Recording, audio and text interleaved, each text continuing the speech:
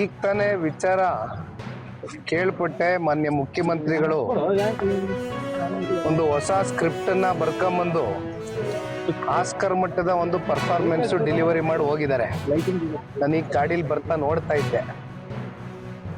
ಈಗ ಮುಖ್ಯಮಂತ್ರಿಗಳು ಒಂದ್ ಕಡೆ ಹೇಳ್ತಾರೆ ರಿವ್ಯೂ ಕಮಿಟಿ ಮಾಡ್ತೀನಿ, GBD ಅದು ಹೊಸದಾಗಿ ರಚನೆ ಮಾಡ್ತೀನಿ ಅಂತ ಒಂದ್ ಹೇಳಿದ್ರು, ಹೌದಲ್ವಾ? ಹಾಗಿದ್ರೆ ಮತ್ತೆ ಇವತ್ತೇ 3 ಊರುಗಳ ಅಂತಿಮ ಅಧಿಸೂಚನೆ ಯಾಕೆ ಹೊರಡಿಸ್ತಾರೆ?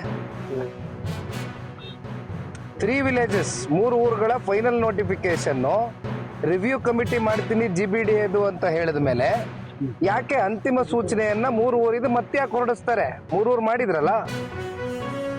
ಅಂದ್ರೆ ಇದರಲ್ಲೇ ನಿಮ್ಗೆ ಅರ್ಥ ಆಗ್ಬೇಕು ಅವರ ಮನಸ್ಥಿತಿ, ದ್ವಂದ್ವದ ಮನಸ್ಥಿತಿ ಇದೆ. ಒಳಗಡೆ ಒಂದು ಲೆಕ್ಕಾಚಾರ ಇದೆ, ಹೊರಗಡೆ ಒಂದು ಅದೆಂತದ್ದು ಕೃಪಾ ಪೋಷಿತ ಮಂಡಳಿ, ಏನಪ್ಪ ನಾಟಕ ಅದು, ಯಾರು ನೆನ್ನೆ ಅಂದ್ರಲ್ಲ, ನಾಟಕ ಮಂಡಳಿ, ಅದಕ್ಕೆ ಅಧ್ಯಕ್ಷರು ಬಹುಶಃ ಮುಖ್ಯಮಂತ್ರಿಗಳೇ ಆಗಿರ್ಬೇಕು. ಹಾಗಾಗಿ ನೋಡಿ, ಒಂದು ಬಹಳ ಸ್ಪಷ್ಟವಾಗಿ ಹೇಳ್ತೇನೆ, ಕುಮಾರಸ್ವಾಮಿ ಅವರು ಇದರ ಪ್ರಿಲಿಮಿನರಿ ನೋಟಿಫಿಕೇಶನ್ ಕೂಡ ಮಾಡಿರ್ಲಿಲ್ಲ. ಕುಮಾರಸ್ವಾಮಿ ಅವರು ಮಾಡಿದ್ದು ಪ್ರಾಜೆಕ್ಟ್ ನ ನೋಟಿಫಿಕೇಶನ್ ಅಷ್ಟೇ. ಆಮೇಲೆ ಇದರ ಒಂದು ಮಾಸ್ಟರ್ ಪ್ಲಾನ್ ನಲ್ಲಿ ಇವತ್ತು ರೆಡ್ ಝೋನ್ ಮಾಡ್ಬಿಟ್ಟಿದ್ದಾರೆ ಅಂತ ಅರ್ಚಾಡ್ಕೊಳ್ತಾರಲ್ಲ, it's just a master plan. ಅದನ್ನ ಬದಲಾಯಿಸ್ತಕ್ಕಂಥದ್ದಕ್ಕೆ ಸರ್ಕಾರದ ಅಡಿಯಲ್ಲಿ, ಕಾನೂನಿನ ಅಡಿಯಲ್ಲಿ ಅವಕಾಶಗಳಿದೆ. ತಿದ್ದುಪಡಿ ಮಾಡಿ ರೆಡ್ ಝೋನ್ ಬೇಕಾದ್ರೆ ತೆರವುಗೊಳಿಸಬಹುದಾಗಿತ್ತು.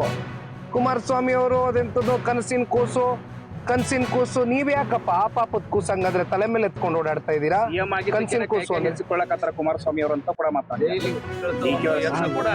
ನೋಡಿ, ಜೈಲಿಗೆ ಕಳಿಸಿದ್ದು ಸಂಚ್ ಮಾಡ್ತಾ ಇದ್ದಾರೆ. ಅಲ್ಲ, ಒಂದ್ ನಿಮಿಷ. ಈಗ ಅವರು ಜೈಲ್ಗೆ ಹೋದಂತ ಸಂದರ್ಭದಲ್ಲಿ ಇದೇ ಮಾನ್ಯ ಕುಮಾರಣ್ಣ ಅವರು ಅವ್ರನ್ನ ಜೈಲ್ಗೆ ಹೋಗಿ ಭೇಟಿ ಮಾಡಿ, ಅವ್ರ ತಾಯಿಯವ್ರನ್ನ ಭೇಟಿ ಮಾಡಿ ಧೈರ್ಯ ತುಂಬಿಸ್ ಬಂದಂಥದ್ದು ಇದೇ ಸನ್ಮಾನ್ಯ ಕುಮಾರಣ್ಣ ಅವರು. ಆಮೇಲೆ ಮೊದಲನೇ ದಿನವೇ ಒಂದು ಪಾಪ ಅವ್ರು ಹೇಳ್ತಾರೆ ಒಕ್ಕಲಿಗರು ಮುಖ್ಯಮಂತ್ರಿ ಆಗ್ಬಿಟ್ಟಿದ್ದಾರೆ ಅಂತ, ನಮ್ಗೆಲ್ಲ ಹೊಟ್ಟೆ ಕಿಚ್ಚು ಬಂದ್ಬಿಟ್ಟಿದೆ ಅಂತ. ಒಕ್ಕಲಿಗರು ಮುಖ್ಯಮಂತ್ರಿ ಆದ್ರಲ್ಲ ನಮ್ಮ ಸಮುದಾಯದಲ್ಲಿ ಅನ್ನೋದಕ್ಕೋಸ್ಕರ ಮೊದಲನೇ ದಿನ ಕುಮಾರಸ್ವಾಮಿ ಅವರಾಗ್ಲಿ, ದೇವೇಗೌಡರು ಸಾಹೇಬ್ರಾಗ್ಲಿ, ನಿಖಿಲ್ ಕುಮಾರಸ್ವಾಮಿ ಆಗ್ಲಿ, ನಾವು ಅವ್ರಿಗೆ ಅಭಿನಂದನೆ ಸೂಚಿಸಿದ್ವು. ಅದು ಕೂಡ ಪಬ್ಲಿಕ್ ಡಾಕ್ಯುಮೆಂಟೆಡ್. ನಮ್ಮ ಎಕ್ಸ್ ಖಾತೆಗಳಲ್ಲಿ ನಾವು ಅಭಿನಂದನೆ ಸೂಚಿಸಿದೀವಿ. ಆದ್ರೆ ಒಕ್ಕಲ್ತನ ಮಾಡ್ತಕ್ಕಂಥ ಬಡ ಒಕ್ಕಲಿಗ ರೈತ ಏನಿದ್ದಾರೆ, ಅವನ ರಕ್ಷಣೆಗೆ ನಾವು ನಿಂತ್ಕೊಳ್ಬೇಕಾಗಿರ್ತಕ್ಕಂಥದ್ದು ಅದು ಕೂಡ ನಮ್ಮ ಧರ್ಮ ಇದೆ. ಒಬ್ಬ ಒಕ್ಕಲಿಗ ಸಮುದಾಯದಲ್ಲಿ ಮುಖ್ಯಮಂತ್ರಿ ಆಗಿರ್ತಕ್ಕಂಥದ್ದು ನಾವು ಎಷ್ಟು ಅಭಿನಂದನೆ ಸೂಚಿಸಿದೀವೋ, ಒಕ್ಕಲ್ತನ ಮಾಡ್ತಕ್ಕಂಥ ಬಡ ರೈತನ ಜೊತೆನಲ್ಲಿ, ಆ ಬಡ ಒಕ್ಕಲಿಗನ ಜೊತೆಯಲ್ಲಿ ನಿಂತ್ಕೊಳ್ತಕ್ಕಂಥದ್ದು ಕೂಡ ಅಷ್ಟೇ ನಮ್ದೊಂದು ಧರ್ಮ ಇದೆ, ನಮ್ಮ ಕರ್ತವ್ಯ ಇದೆ. ಅದನ್ನ ನಾವು ನಿಭಾಯಿಸ್ತಾ ಇದೀವಿ ಹೊರತುಪಡಿಸಿ ಈಗ ಬಂದು ಕೂತ್ಕೊಂಡು ಮೀಡಿಯಾ ಮುಂದೆ ಸ್ಕ್ರಿಪ್ಟ್ ಬರ್ಕೊಂಡು ಪರ್ಫಾರ್ಮೆನ್ಸ್ ಕೊಡೋದ್ರಿಂದ ಏನು ಬರಲ್ಲ. ನಾನು ಕೇಳಿದ್ನಲ್ಲ, ಇದು 2 ಪ್ರಶ್ನೆಗೆ ಉತ್ತರ ಕೊಡ್ಲಿ. ರಿವ್ಯೂ ಕಮಿಟಿ ಮಾಡ್ತೀನಿ ಅಂತ ಹೇಳಿದವರು ಅವರೇ, ಅಂತಿಮ ಅಧಿಸೂಚನೆ ಇವತ್ತೇನೆ 3 ಹಳ್ಳಿದು ಹೊರಡಿಸಿದವರು ಅವರೇ. ಏನಿದ್ರ ಅರ್ಥ? ಇವತ್ತು ಇಷ್ಟು ತರಾತುರಿಯಲ್ಲಿ ಹೊರಟಿದ್ದೀರಿ, ಇದನ್ನ ಮಾಡಬೇಕು ಅಂತ ಹೇಳಿ ಯಾರಪ್ಪ ನಿಮಗೆ ತಲೆ ತುಂಬದಂತೆ ಮಾಡಬೇಕು ಅಂತ ಹೇಳಿ? ಈಗ ನೀವೇನು ಮುಖ್ಯಮಂತ್ರಿ ಆದ್ಮೇಲೆ ಮಾಡಿಲ್ಲ, ಇದನ್ನ ನೀವು ಸಿದ್ದರಾಮಯ್ಯ ಮುಖ್ಯಮಂತ್ರಿ ಇದ್ದಾಗ ಶುರು ಮಾಡ್ಕೊಂಡ್ಬಿಡ್ರಿ ಬಂದಿದ್ದೀರಿ. ಈಗ ಹೊಸದಾಗಿ ನಿಮ್ ಸರ್ಕಾರ ಬಂದು ಇದು ಮಾಡಕ್ ಹೊರಟ್ರಿ, ಅದನ್ನ ಹೊಟ್ಟೆ ಉರಿ ಪಟ್ಕೊಂಡು ರೈತರನ್ನ ಎತ್ಕಟ್ಟಿದೀವಿ, ಇದೆಲ್ಲ ಏನ್ ಹೇಳ್ತಾ ಇದ್ದೀರಿ? ಯಾವುದೇ ರೈತರನ್ನ ಎತ್ಕೊಳ್ತಕ್ಕಂಥ ಕೆಲಸ ನಾವು ಮಾಡಿಲ್ಲ. ರೈತರು ಸಂತೋಷವಾಗಿ ಮಾಡ್ತೀವಿ ಮಾಡ್ಕೊಳ್ಳಿ, ಹಿಡ್ಕೊಂಡಿರಲ್ಲ ಯಾರನ್ನ.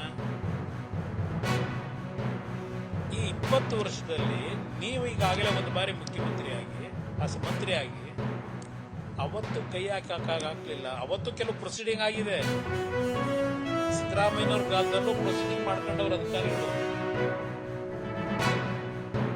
ಕನಸಿನ ಕೂಸು ಅವೆಲ್ಲ ಇರ್ಲಿ. ಆಮೇಲೆ